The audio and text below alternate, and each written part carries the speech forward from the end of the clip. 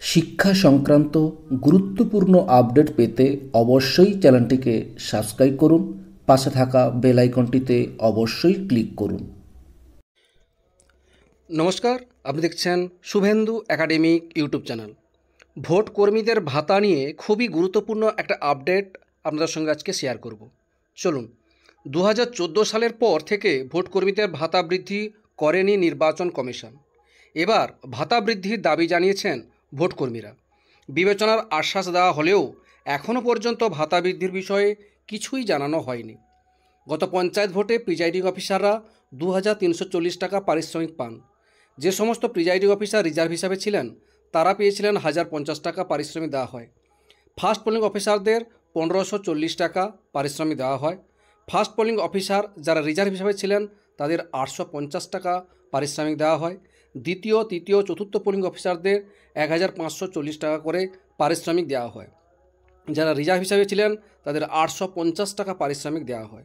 Sector official দেওয়া হয় মাথাপিছু 670 টাকা। গণনা সুপারভাইজারদের জন্য বরাদ্দ ছিল 1220 টাকা। গণনা সহকারী পদের জন্য বরাদ্দ ছিল 920 টাকা। গণনার কর্মীদের জন্য বরাদ্দ 770 টাকা।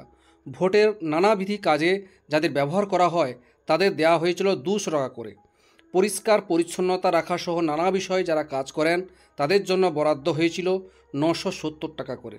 যেসব আশাকর্মী সহ অন্যান্য ভোট পর্বে অংশ নিয়েছিলেন তাদের জন্য বরাদ্দ ছিল দিন পিছু প্রশিক্ষণ দিন বরাদ্দ 250 টাকা আর ভোটের দিন 250 টাকা। খাওয়া দাওয়ার জন্য দেওয়া হয়েছিল 170 টাকা করে। এই নিয়ে শিক্ষানুরাগী ঐক্যমঞ্চের সাধারণ সম্পাদক কিঙ্কর অধিকারী বলেন, 2014 সালের পর থেকে ভোট কর্মীদের ভাতা বৃদ্ধি হয়নি। আমরা অনেকবার দাবি জানিয়েছি নির্বাচন কমিশনের কাছে। দাবিটি বিবেচনার আশ্বাস দেওয়া হয়েছিল, এখনও পর্যন্ত তা জানা যায়নি। আমরা দাবি করছি সমস্ত ভোট কর্মী, গণনা কর্মী এবং বিএলওদের সম্মানজনক ভাতা বৃদ্ধি করা হোক। বিএলওদের সারা বছরে কাজ করিয়ে বছরে দেওয়া হয় মাত্র 3500 টাকা। অন্য সমস্ত দিকে কোটি কোটি টাকা খরচ হচ্ছে, কিন্তু এক্ষেত্রে নির্বাচন কমিশনের ভূক্ষেপ নেই। এই দাবির প্রতি নজর দিক নির্বাচন কমিশন। এই ছিল একটা আপডেট আপনাদের সঙ্গে শেয়ার করলাম।